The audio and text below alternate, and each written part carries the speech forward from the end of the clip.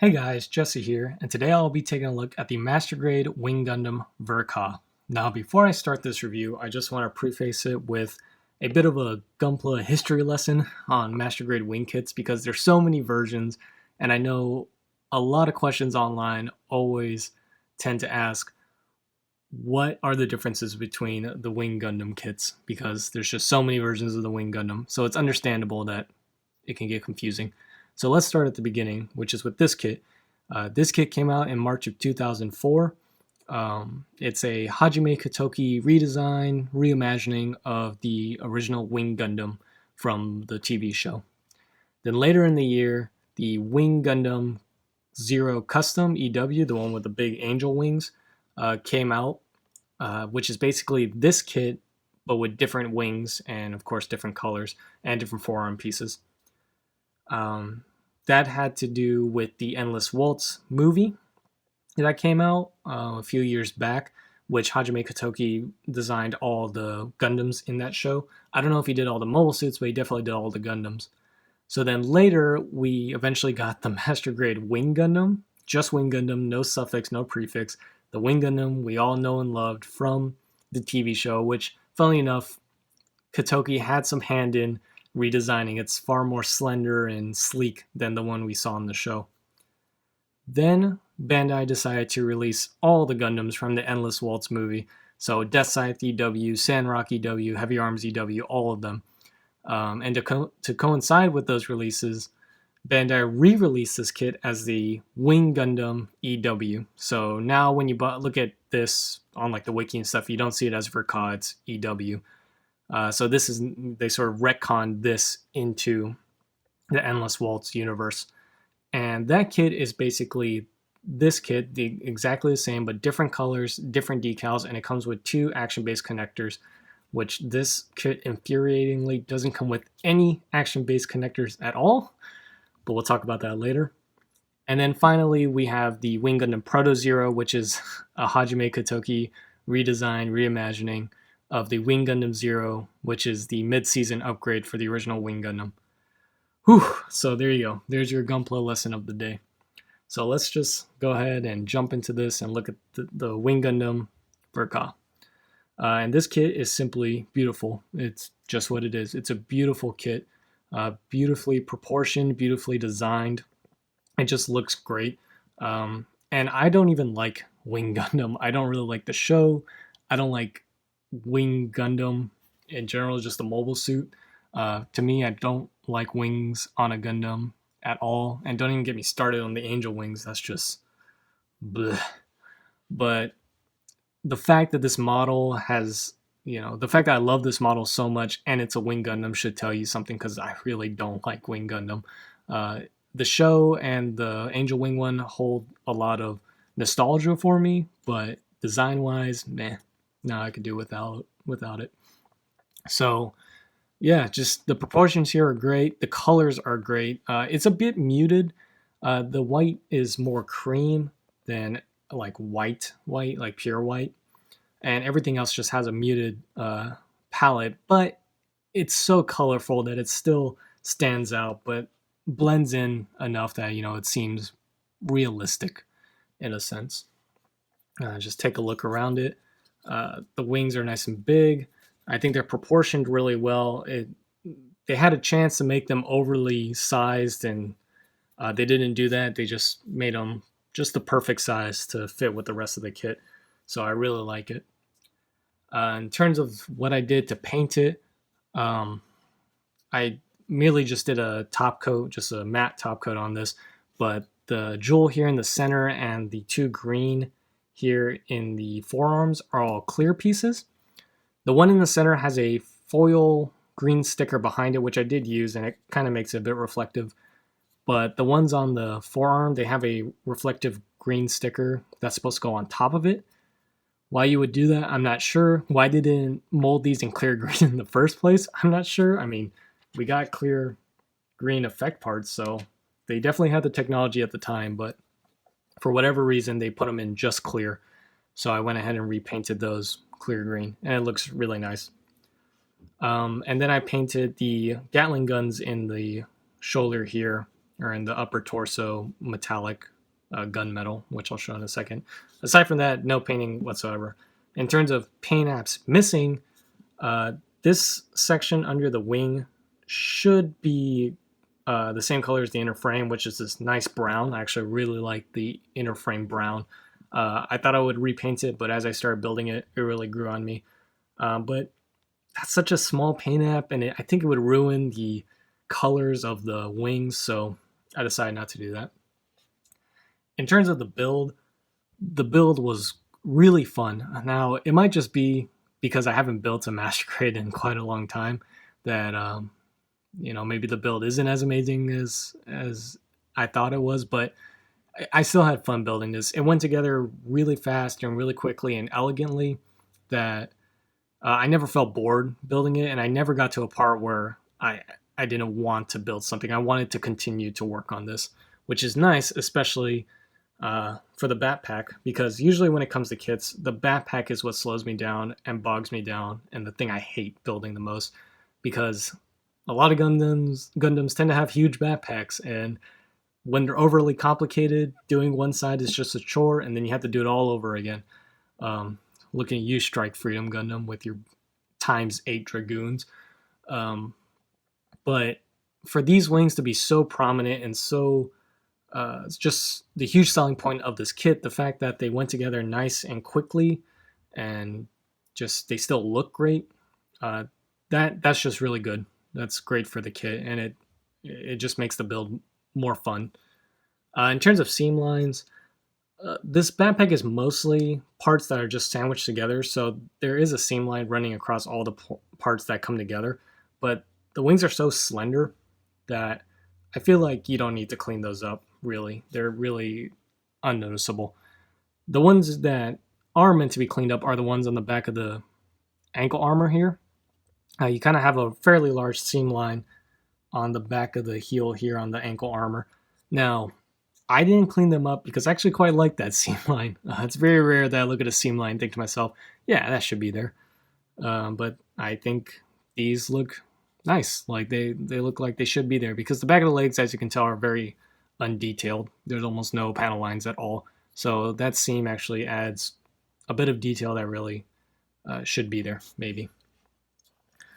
In terms of stickers, you've got the 3 in the head here for the camera, so 1, 2, and then 1 on the back. You have the eye stickers, which you can barely see the eyes there. As previously mentioned, the foil stickers that go on the arms, but really, you can repaint those clear green. And that's it. So that's it for stickers and sort of missing paint apps. Now let's talk about the decals of this kit real quick. All these small little decals you see on here, like these little warning symbols and stuff, are all sticker decals, but they're printed on a large, like, rectangular base, so there's a lot of negative space on the sticker. So I suggest you trim them like I've done here. I just busted out the X-Acto knife and trimmed them down, because they ask you in several places to put it on these slender pieces, and with all that negative space, it simply won't fit. It'll be far too big. So do what I did, take the extra time and trim them. And you also have dry transfer decals in the form of these giant, yes, this Colonies Liberation Operation thing is one giant dry transfer decal. It wasn't difficult, because dry transfers are quite easy if you do them right, but I do suggest you decal that piece before building it into the wing, because it's just time consuming getting your tape and your dry transfer in that little slot, and this doesn't articulate, so I would suggest doing that before assembling. And you've got 1, 2, 3, 4, so you got to do it 4 times, but you should do it because those dry transfers look great.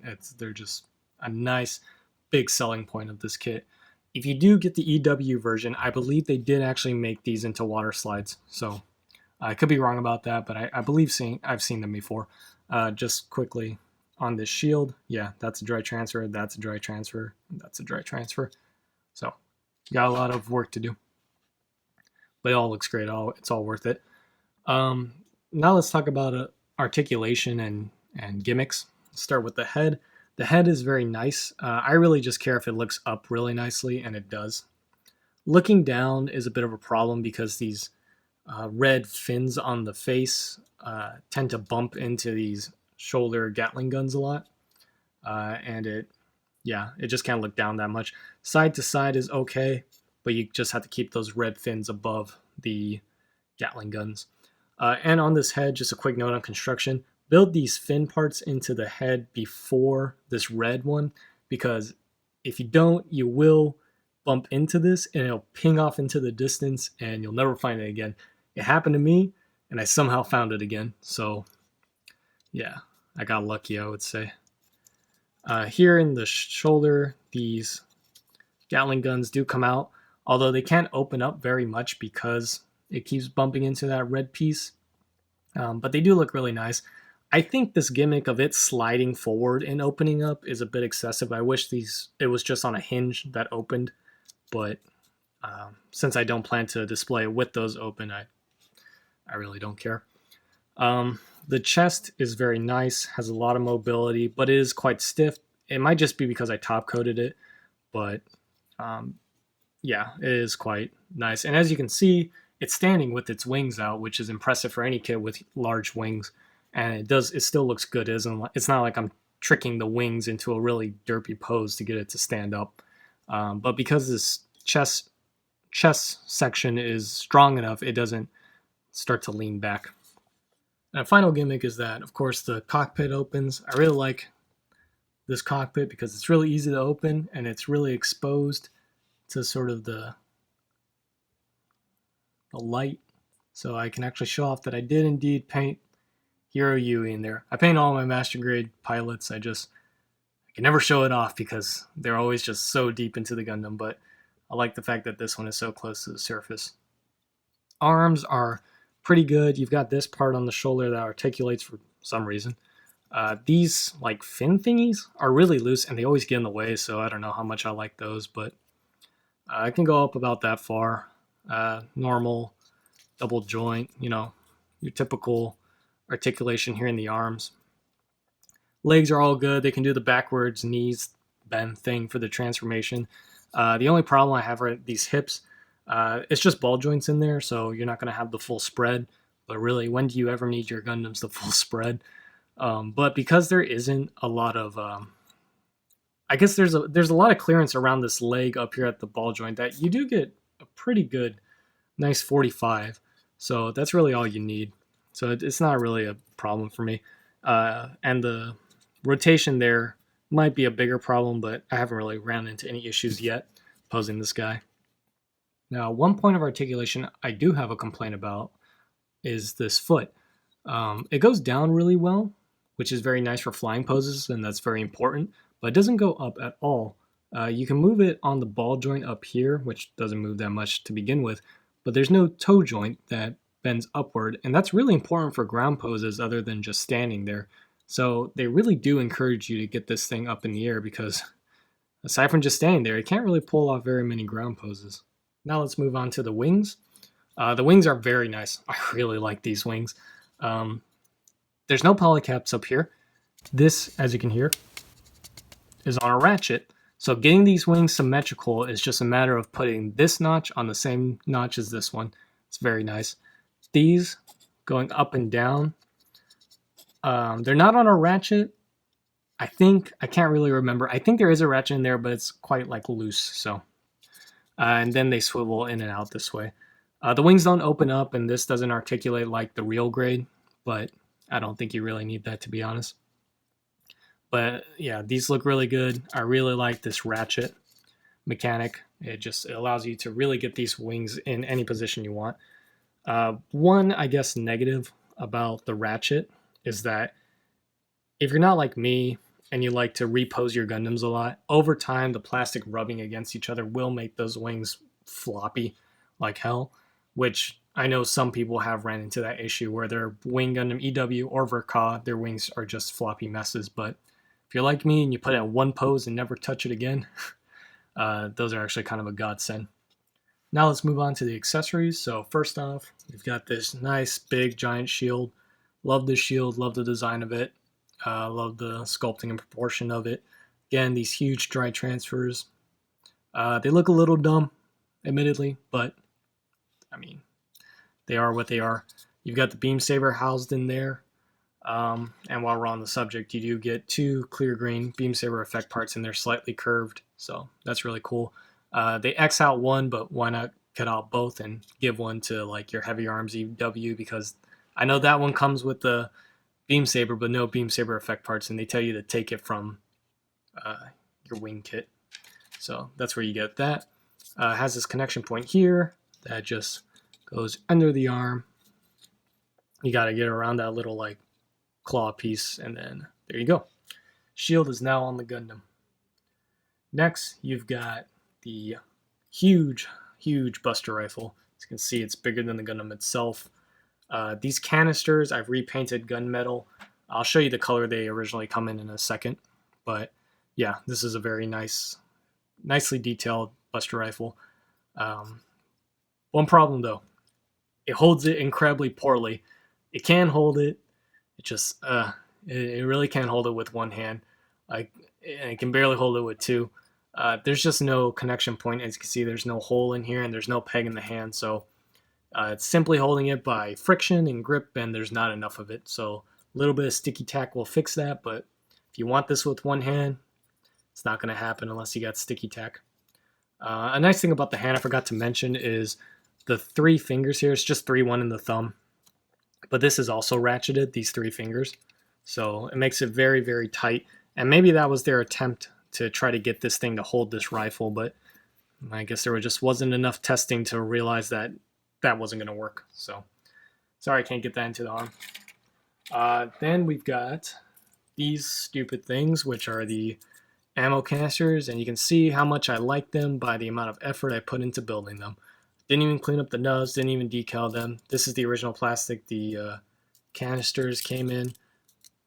And yeah, I think these are dumb. I think what makes them so dumb is the fact that they go on the arms.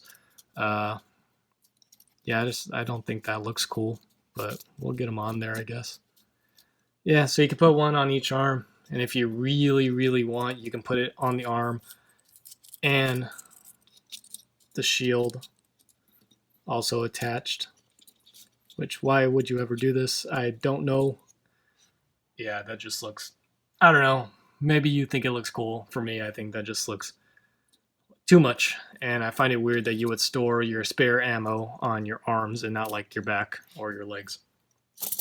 But yeah, don't like these things at all. But you get them, which is nice. And that does it for the accessories. Yeah, you see something we're missing here? It's a Wing Gundam. It's meant to fly. And there's no hole in the crotch. We didn't get an action-based connector of any kind. Why? Just, I don't understand the reasoning. I know they had action-based connectors in 2004, like adapters. I don't know. It's frustrating because then you have to use these fork connections, which I have over here. You gotta use these fork connections, which another infuriating part is none of these really fit this crotch very well. So it wouldn't bother me that much if one of them fit, but yeah, they all kind of don't fit.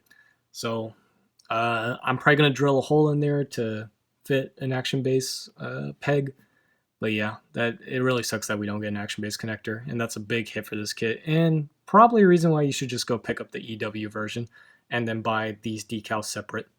Because really, you're getting this kit for either the colors or the decals, and I think the decals are a bigger selling point. As for the transformation into bird mode, I'm not going to do it just because I don't really have any interest in it. I really don't want to do it, but here's how it looks in the manual. One thing I can say about the transformation is that it looks very easy, so it has that going for it. It's not complicated at all. The only problem is, what are you going to do with it? It's just going to sit there on the ground. It has no action-based connector. So even if you wanted to put it into bird mode, it's just going to lay there on the ground and look dumb. I will say, though, I did try connecting this Buster Rifle into that shield, like underneath, and the connection is very loose. Not on the Buster Rifle side, but this like little piece you can kind of see sticking out there. That brown piece tends to come out of the shield quite a lot, so Yeah, keep that in mind. If you really want this in bird mode, that connection between this and that isn't secure at all. So that does it for my look of the Master Grade Wing Gundam Ver. This is simply a beautiful kit, really fun to put together, and this is personally my favorite version of the Wing Gundam. Again, I don't really like the Wing Gundam anyways, but if I had to pick one, it would be this one. You can keep your angel wings and you can keep your kind of ugly TV version design. I'll take this one. The decals were all great. Again, it sucks that we don't get any action-based connectors, and it sucks it can't hold this rifle, but you can fix this with sticky tack. You're gonna have to find your own way of getting this onto an action base, which I gotta figure out right now for the spinning base shots. But anyways, thank you guys for watching, and I'll catch you all next time. Bye bye.